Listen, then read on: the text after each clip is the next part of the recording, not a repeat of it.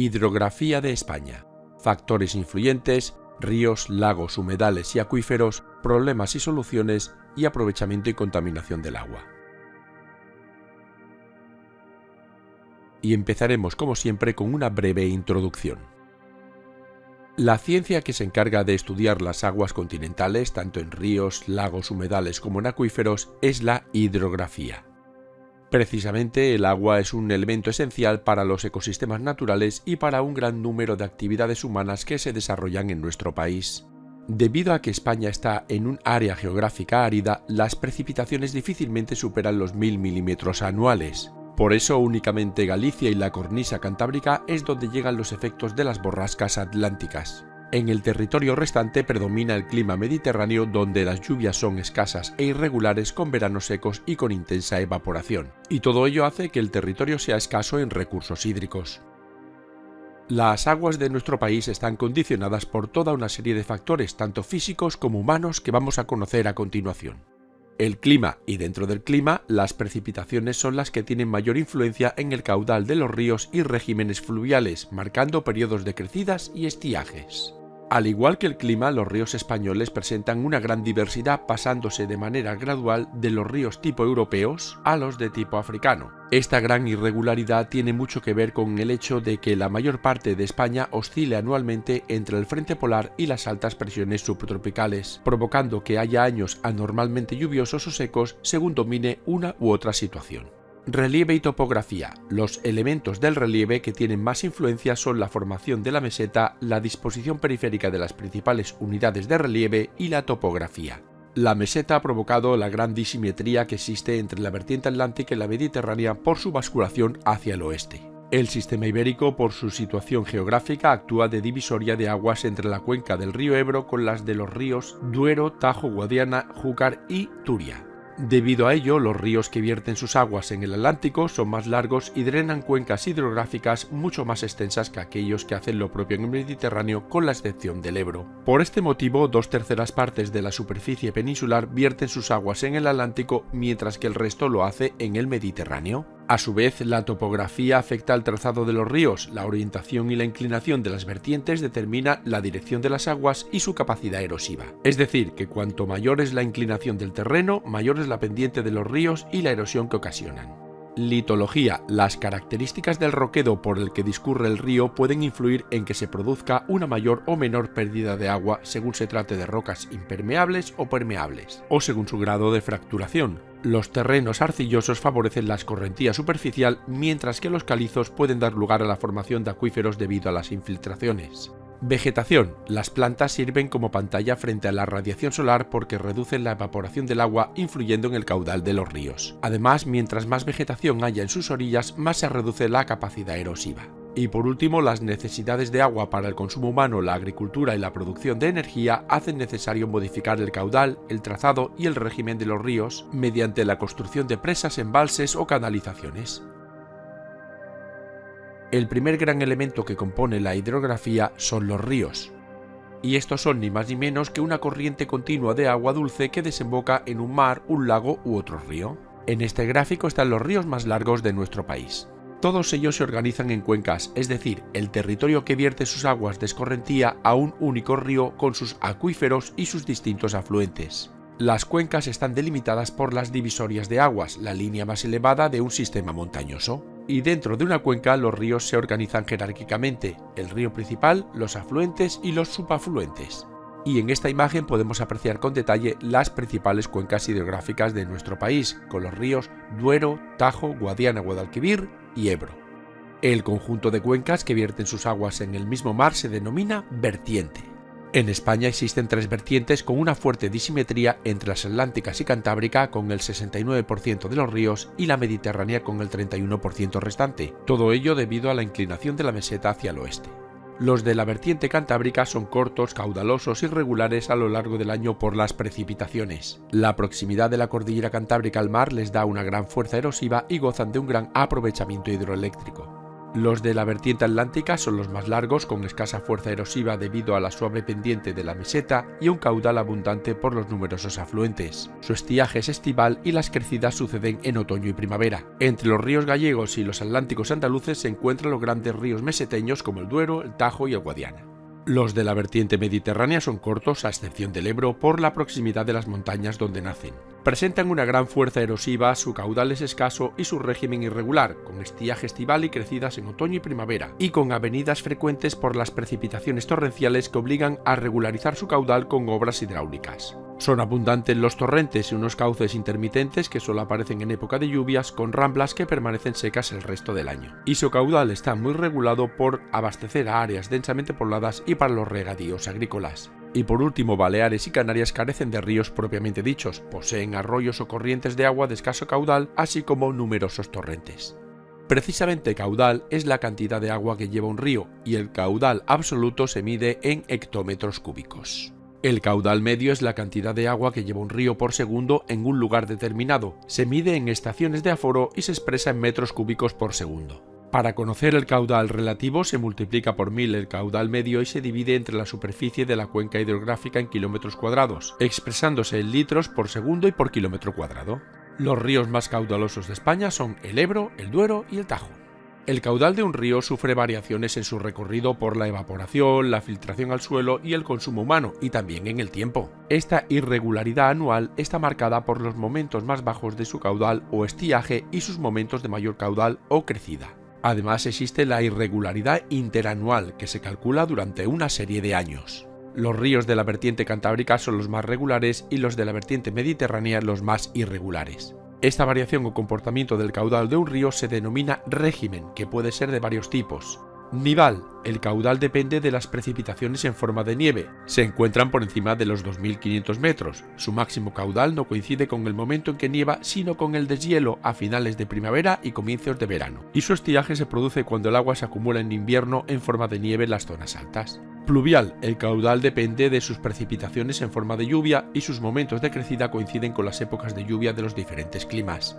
Y mixto. Al existir aportaciones pluviales y nivales, el régimen se denomina nivopluvial cuando es la nieve la que predomina sobre la lluvia, encontrándose entre los 2000 y 2500 metros, o pluvionival cuando el aporte de agua de lluvia es mayor que el de nieve, situándose entre los 1000 y 2000 metros. En estos casos, las crecidas del río corresponden a las lluvias estacionales que dependen de si el clima es mediterráneo, oceánico o subtropical, a las que hay que añadir la fusión de las nieves. Vamos a conocer con más detalle los diferentes tipos de régimen. Por sus características los hemos unido en 7 grandes grupos.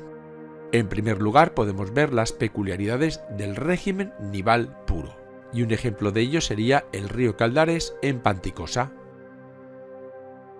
A continuación el régimen nivopluvial, donde predominan las nieves sobre las lluvias. Un río de estas características sería el Segre en la Seu d'Urgell. Complementario a este sería el pluvionival mediterráneo u oceánico. Y como muestra tendríamos el río Segura en Rojales. De transición estaría el oceánico entre pluvial y pluvionival, con un claro ejemplo, el río Miño en Puente Mayor. Y ya netamente pluviales estaría el Mediterráneo continentalizado, con el río Lozoya en Fuentes Viejas, el pluvial mediterráneo de Levante, donde hemos elegido el río Mijares en Villarreal como ejemplo,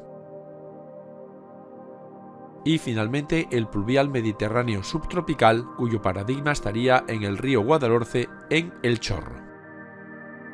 Los regímenes fluviales se expresan gráficamente mediante hidrogramas que muestran las fluctuaciones mensuales del caudal de un río. Estas fluctuaciones varían en función de la distribución de las precipitaciones y de la mayor o menor importancia de la precipitación nival. El segundo gran elemento en la hidrografía lo componen los lagos y humedales. Los lagos son masas naturales de agua acumuladas en zonas deprimidas. La riqueza lacustre española es escasa, con algo más de unos 2500 lagos, pero muchos son de reducidas dimensiones, es decir, lagunas, y con escasa duración debido a su estacionalidad, la colmatación, el sobreconsumo o la desecación por motivos de salud. Por su origen pueden ser endógenos, originados por las fuerzas internas de la Tierra, o exógenos, originados por las fuerzas externas, como el hielo, el viento o el agua. Los endógenos se dividen a su vez en tectónicos y volcánicos. Los primeros están formados por pliegues y fallas como la laguna de la Janda en Cádiz, mientras que los segundos están formados en el cráter de un volcán apagado como el Campo de Calatrava en Ciudad Real. Por su parte, los exógenos pueden ser glaciares, kársticos, arreicos, eólicos, albuferas y artificiales. Los glaciares están causados por el hielo, pudiendo ser de Circo, de Valle o de Morrena. Un ejemplo sería el de Sanabria en Zamora, que además es el lago natural más grande de la península ibérica. Los kársticos están formados en las cubetas por la disolución de rocas calizas como las lagunas de Ruidera en Castilla-La Mancha, la de Gallocante en Teruel y la de Fuente de Piedra en Málaga. Los arreicos se forman en áreas áridas por acumulación de agua en zonas deprimidas. Tienden a ser salobres por sufrir una fuerte evaporación y son los más numerosos de España, como la laguna de Sariñena en Huesca y las tablas de Daimiel en Ciudad Real. Los eólicos se forman en depresiones excavadas por el viento como los closes del Ampurdán en Girona. Los litorales, también llamados lagunas marinas o albuferas, están formados por un cordón litoral como la de Valencia, el Mar Menor de Murcia o la desembocadura de Guadalquivir, es decir, las marismas de Doñana. Y por último, los artificiales, producidos por la acción humana, como el lago Aspontes en A Coruña, que fue una antigua mina a cielo abierto. Por otro lado, los humedales son extensiones cubiertas por aguas poco profundas, a veces intermitentes, incluyendo en esta categoría a lagunas, marismas, deltas, albuferas y turberas. En los meses áridos su nivel se reduce, pero cuando llega la temporada de lluvias aumentan de profundidad y extensión. Sus aguas son salobres cuando se localizan en zonas costeras como las marismas, deltas, rías y albuferas. Si los humedales tienen agua casi todo el año, se conocen también como zonas palustres. Presentan especial interés biológico por albergar especies autóctonas muy adaptadas y ser lugar de parada y anidamiento de aves migratorias, siendo uno de los lugares donde se concentra la mayor parte de la biodiversidad mundial. Además de sus terrenos se obtienen alimentos, agua potable, materiales de construcción o bioquímicos para medicamentos. Pero la actividad humana está acabando con ellos hasta prácticamente la extinción. De hecho, casi el 75% de estos espacios ha desaparecido en los últimos 100 años. Y el tercer gran elemento que compone la hidrografía son los acuíferos. Se trata de embalsamientos de agua subterránea causados por el agua filtrada hasta acumularse en un estrato impermeable. Pueden salir al exterior de nuevo a través de manantiales, ríos o mares. Su temperatura y composición son muy estables, lo que, sumado a que suelen carecer de organismos nocivos, los convierten en un frecuente complemento de las aguas para el regadío. En España hay en torno a 1000 de ellos, ubicándose principalmente en las depresiones terciarias, terrazas fluviales y cabeceras montañosas de los principales ríos. En las Islas Baleares son abundantes por el roquedo calizo y en las Canarias por el roquedo volcánico. Son menos frecuentes en zonas de roquedo poco permeable como el silicio o el arcilloso. En la actualidad, los acuíferos españoles sufren importantes problemas de sobreexplotación y contaminación. Y una vez hemos visto la hidrografía de España, vamos a conocer los problemas y soluciones al déficit de agua. Los recursos hídricos están desigualmente repartidos por todo el territorio nacional. En la cornisa cantábrica y el noroeste llueve mucho y la evaporación es mínima, por lo que cuenta con abundantes recursos hídricos. Mientras que en el resto del país sucede lo contrario a causa de las menores precipitaciones y el alto grado de evaporación. Pero el problema no está en la escasez de recursos ni el déficit hídrico. Este último se produce cuando el agua disponible no es suficiente para cubrir la demanda existente tanto de su población como de la industria o la agricultura. Y precisamente en España las regiones con mayor demanda de agua son las que menos recursos hídricos poseen. Las confederaciones hidrográficas son órganos que gestionan el uso del agua en una cuenca hidrográfica determinada o de varias cuencas si son pequeñas. El balance hídrico, equilibrio entre todos los recursos hídricos que ingresan al sistema y los que salen del mismo, es distinto en cada confederación. Las cuencas con excedente de agua son las confederaciones hidrográficas del Cantábrico, Miño-Sil, Galicia-Costa, País Vasco, Duero, Tajo y Ebro. Las que mantienen un equilibrio son las confederaciones hidrográficas del Guadiana y Guadalquivir. Mientras que las deficitarias son las del sur, Atlántica andaluza y Mediterránea andaluza, Segura, Júcar, Pirineo Oriental, Canarias y Baleares. Esta diferencia entre unas y otras hace necesaria la construcción de trasvases entre cuencas, lo que genera una rivalidad y tensión entre las diferentes comunidades autónomas. Por otro lado, es necesario realizar obras de regulación para el abastecimiento de agua y prevención de catástrofes en muchos ríos. Especialmente en la vertiente mediterránea urge construir pantanos debido a la irregularidad de sus cauces, así como diques de contención ante crecidas violentas y equinocciales. Debido a que el agua es un recurso cada vez más escaso, se necesita una adecuada política hidrológica dirigida hacia una gestión integral del agua, todo ello complementado con el fomento de una auténtica cultura del ahorro del agua, especialmente en el ámbito doméstico. Una adecuada política del agua debe cubrir todo tipo de demandas, urbana, agrícola, industrial, de ocio, pero también debe atender a la demanda medioambiental para el mantenimiento de los ecosistemas fluviales. Los problemas a solucionar son tres: escasez, calidad del agua y preservación del medio hídrico para conseguir un desarrollo sostenible. Mientras que las políticas a aplicar para solucionar estos aspectos serían las siguientes: trasvases, desalinización del agua marina, recuperación de acuíferos y saneamiento de ríos. La desigual distribución de los recursos hídricos en nuestro país hace necesaria una política de trasvases derivando el agua de un río a otro. Precisamente las grandes ciudades españolas son las que más dependen de pequeños trasvases de agua y de complejos sistemas de distribución, y para emprenderlos es necesario realizar grandes obras hidráulicas. Pero esto puede provocar cambios en los acuíferos, limitaciones para ampliar el uso del agua en las cuencas fluviales de origen y variaciones en el aporte de sedimentos. Las plantas desalinizadoras satisfacen la demanda de agua en las áreas deficitarias, pero esta solución es costosa y su funcionamiento consume mucha energía. Aún así, esta técnica está evolucionando a pasos agigantados, abaratando costes y consumos energéticos y obteniendo un agua de gran calidad. En España, las plantas desalinizadoras están ubicadas en Canarias, Baleares, Murcia y Almería, aunque se están construyendo varias por toda la costa mediterránea. La sobreexplotación de las aguas subterráneas está provocando el agotamiento de los acuíferos, especialmente en el Mediterráneo, así como la desecación total o parcial de áreas lacustres y palustres. En las zonas litorales, al extraerse gran cantidad de agua dulce del subsuelo, el riesgo más grave es la salinización de los acuíferos. Esto ocurre por la falta de presión de agua dulce, ya que al extraerse rompe el equilibrio entre la presión que ejerce esta y el agua del mar, penetrando esta última en los acuíferos vacíos y provocando la salinización de los suelos. Para solucionar este problema es necesario inyectar agua para recargar algunos acuíferos y depurar las aguas que estos contienen.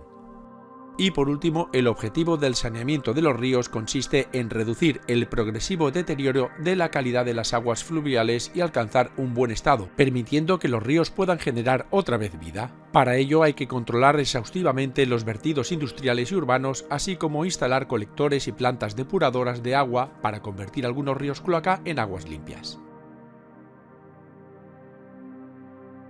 Y finalizamos este vídeo hablando del aprovechamiento y contaminación del agua.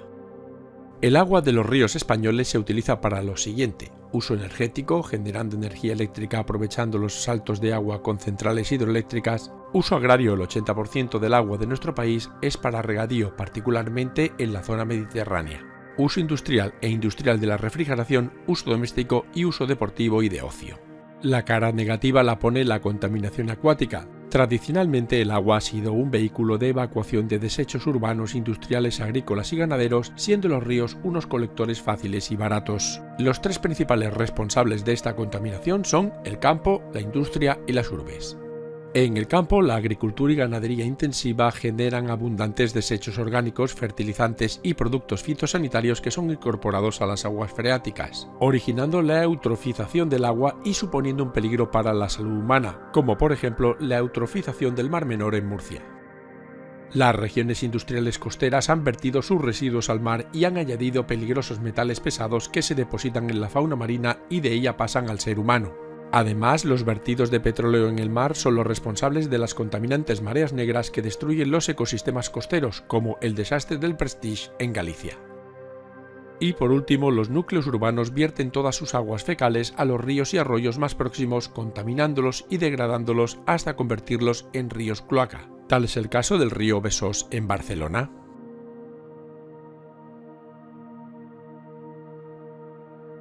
¿Y qué conclusiones podemos sacar de este vídeo? Pues son las siguientes. España es un país deficitario en recursos hídricos y estos están desigualmente distribuidos por todo su territorio. Mientras que en las zonas de clima atlántico son abundantes y numerosos, ocurre todo lo contrario en el resto del país, en el que destaca su escasez. Por ello es necesario implantar una política hídrica adecuada consistente en un óptimo aprovechamiento de las aguas, unida a una descontaminación y cuidado de nuestros ríos y acuíferos. Y lo más importante de todo, concienciar a todos los habitantes de que el agua es un bien escaso pero fundamental para la vida.